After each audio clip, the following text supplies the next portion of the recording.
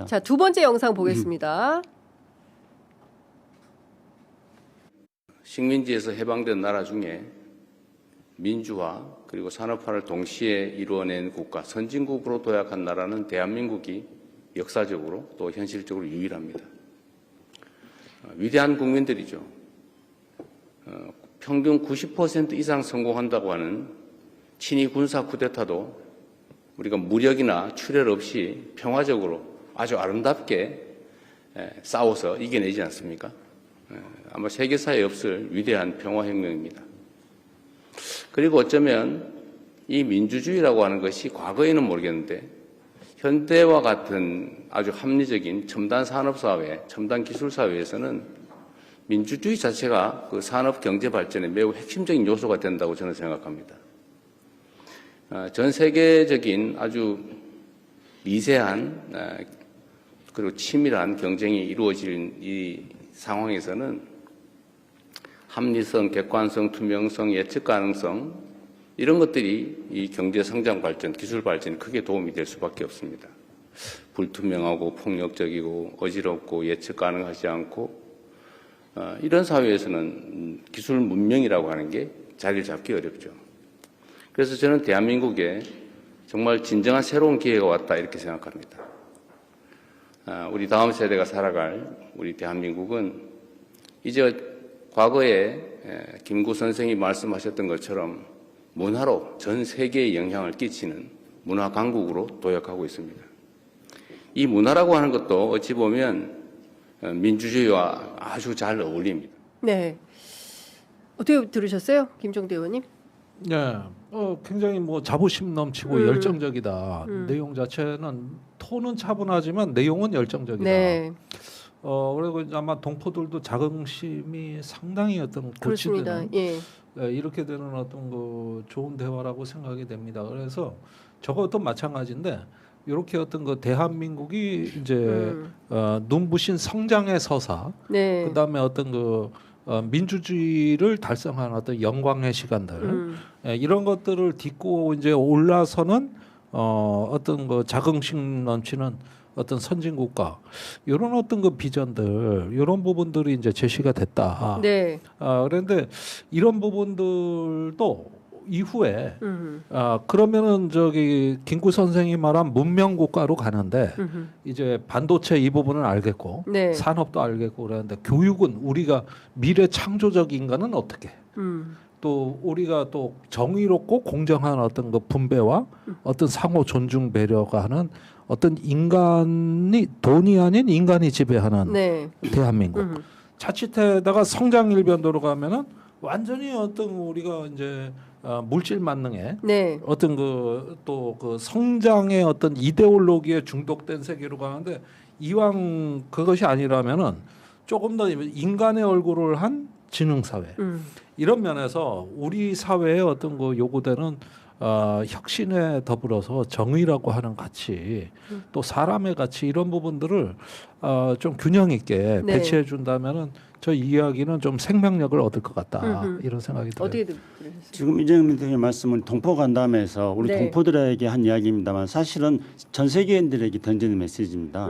아까 제가 시작할 때 상하이에 대해서 네. 말씀했습니다만은 지금 이제 AI의 물결이 지금 세계를 휩쓸고 있는데 네. 한국이 실리콘밸리의 소프트웨어 파워하고 그다음에 자본하고 결합해가지고 지금 세계적으로 AI 공급망을 변함없이 계속 제공하겠다 그런 네, 국가, 그런 어떤 AI 플랫폼 국가가 되겠다고 선언했지 않습니까? 네. 그럼 전 세계인들에게 대한민국은 민주주의와 문화에 기반한 나라이다. 그렇죠. 그러니까 대한민국이 이런 어떤 AI 플랫폼 국가가 돼가지고 전 세계인들에게 골고루 AI에서 소외됨이 없는 그런 어떤 공급망이라든가 이런 것들을 안정적으로 제공해주는 국가가 되겠다는 걸 세계인들에게 선언한 겁니다. 저 이면에는 이제 앞에 말씀드린 중국이 디지털 그 실크로드를 가지고 이제 또 중국도 지금 현재 AI를 선도해 나가는 국가가 되려고 하는데 그 중국이 가지고 있는 경제력 네. 이게 가장 무서운 거지 않습니까? 그런데 한국은 이제 민주주의와 문화의 힘으로 앞으로 AI의 미래를 열어나가겠다. 그 말씀을 지금 세계인들이 한 거죠.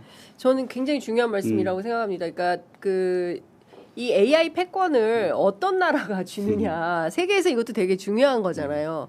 그러니까 국민 개개인의 시민 한 사람 한 사람 비단 이건 대한민국뿐만 아니라 전 세계에 있는 모든 시민들이 향유할 수 있는 새로운 어떤 문명으로 진입하고 있는 단계에서 이것을 민주주의 원칙에 따라서 평화적으로 우리나라 국민들은 정말 이 응원봉 촛불 하나로 그냥 부당한 권력을 일거에 제압해버리는 이런 국민들 아니겠습니까? 그래서 이런 것들을 살려주면서 문화의 힘으로 이 AI 시대를 맞이하는 대체 불가. 그러니까 한국 빼고는 얘기가 안 돼. 그렇죠. 뭘 하려면 AI 관련해서 뭘 하려면 이제는 코리아하고 함께 해야 돼. 이 말을 저는 던지는 거다. 그러니까 우리가 이 AI 세상을 얘기하는데 좀 조심해야 되는 게 격차나 패권이란 말은 쓰면 안 가급적 돼. 안 쓰는 게 좋다. 네.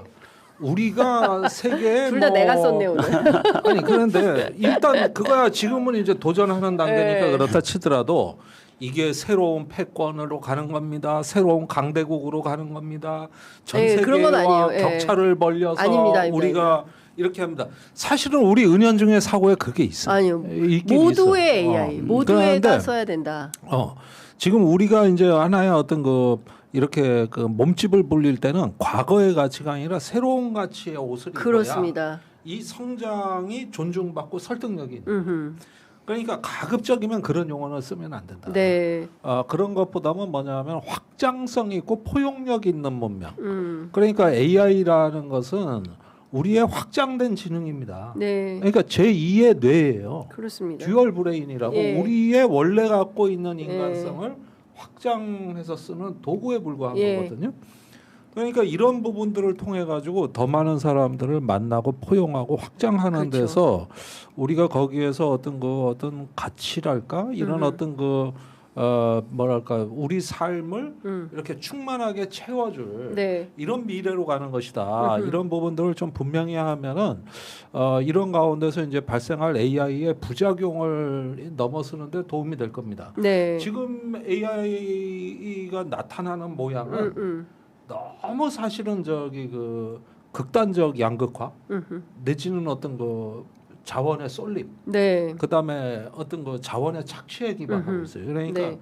이런 것 속에서 우리가 무방비로 노출되는 어떤 위험한 성장이 아니라는 거. 네. 저는 뭐 계속 진보적인 정당이기 때문에 네. 관점으로 얘기할 수밖에 그럼요. 없는. 예, 예. 아니 근데 그 제가 이제 말씀드린 것은 뭐 격차를 벌리자거나 뭐 우리가 패권을 가질 수도 없고 뭐 AI 패권을 누가 쥐느냐 이제 이거 뭐 미국 양대 미중 양대 간의 뭐 무역 분쟁부터 시작해서 이제 계속 그러니까 그 얘기를 드린 거고요. 줄이는 것, 격차를 줄이는 것, 격차를 해소하는 게 저의 메시지다. 진보 정당하고 별로 크게 다르지 않습니다. 그러니까 그 네. 격차의 해소는 그런 어떤 AI 이른바 이제 뒤따라가는 그런 처진 국가들하고의 그렇습니다. 기회를 공정하게 같이 가져 나가자는 차원에서 맞습니다. 지금 시진핑이나 이재명 대통령이 다 그런 이야기를 하고 예. 있고. 그래서 제가 이제 아까 장윤선 기자가 격차에 있을 때 그 점을 이제 말씀드렸던데 왜냐하면 시진핑이 그런 이야기를 했으니까. 근데 그거는 이제 또 다른 차원에서 예를 들면 이제 시진핑이 던졌던 메시지들 중에는 우리가 지금 AI 시대에 굉장히 고민해 볼 만한 것들이 많이 있어요. 그러니까 예를 들어서 이제 인간 노동을 앞으로 기계가 대체하게 됐을 때 그랬을 때 인간이라는 것은 무엇인가? 인간은 뭘로 자아실현할 거냐? 그렇죠. 그런 문제제기부터 시작해가지고 또 우리가 지금 김종대 의원 항상 이야기하는 게 노후 전쟁 같은 것들 이야기하면서 그 우크라이나 전쟁에서 AI가 사용되어지면서 그러니까 최종적으로 인간의 생명에 대한 결정권을 누가 가질 것인가 네. 이런 문제는 이제 노후 전쟁에서 많이 드러난 거지만은 우리 일상생활에서도 AI의 영역이 확대되어지면서 최종 결정을 AI와 인간과 관계 속에서 어떻게 해 나가야 될 것인가 거기서 인간의 어떤 역할과 인간의 존재는 뭔가 이런 것들에 대한 물음을 던지고 있는 거거든요. 그렇습니다. 저는 유튜브도 이런 얘기를 많이 해야 된다고 생각합니다. 뭐 딴 얘기 무슨 뭐 여러 가지 의혹들만 막 계속 연기 피우는 게 아니라 진지한 이런 담론에 대해서 이야기하는 게 아니, 유튜브여야 벌써부터 된다. 저도 이렇게 병원에 네. 다니다 보면은 다른 사람들 간호사들 얘기를 많이 듣는데 네. 인공지능이 나타나고 나서 어. 환자하고 의사 사이에 분쟁이 많아진 거예요. 네. 인공지능에는 그렇게 답변 안 하더라는 거지 의사한테.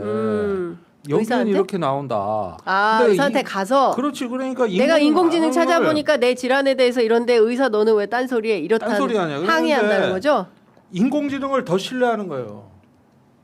그러니까 의사는 왜 여기에 안 맞춰주느냐는 식으로 해가지고 없던 분쟁이 생깁니다 이게. 예. 그러니까 휴먼 인 루프 그러니까 의사 결정 과정에 인간이 그 개입한다는 것이 얼마나 어려운 문제인가 이게 풀기가 어려운가 하는 게 여러 군데서 나타나는 게 그 와중에서도 미묘한 차이라는 건 있는 것이고 그 다음에 인공지능조차도 꼭 이 부분은 답변이 아니라 의사의 말을 꼭 들으라고 얘기를 하거든요. 네. 근데 그게 되냐고. 저기 뭐야 묻는 사람의 의도에 맞춰 착착 답변 다 해놓고 그렇지. 그 다음에 다시 예. 알아보라 그러면은. 예. 그거를 근데 우리가 잘 들어봐야 돼요. 환자는 이 복잡한 원리를 잘 몰라요. 예. 그 진단에 예. 그냥 표면적인 것만 갖고 이렇게 되는 겁니다. 그래서 너무 이거에, AI에 의지하지 마시라. 이런 부분들도 있는 거고 예. 또 세상이 너무 편리해지다 보면은 인간적인 능력이 쇠퇴하거든요. 네. 그래서 이런 부분들까지 이제 봐서 새로운 어떤 고립과 어떤 그 소외로 연결될 수 있는 이런 부분들 우리가 좀 잘 좀 살펴봐야죠. 근데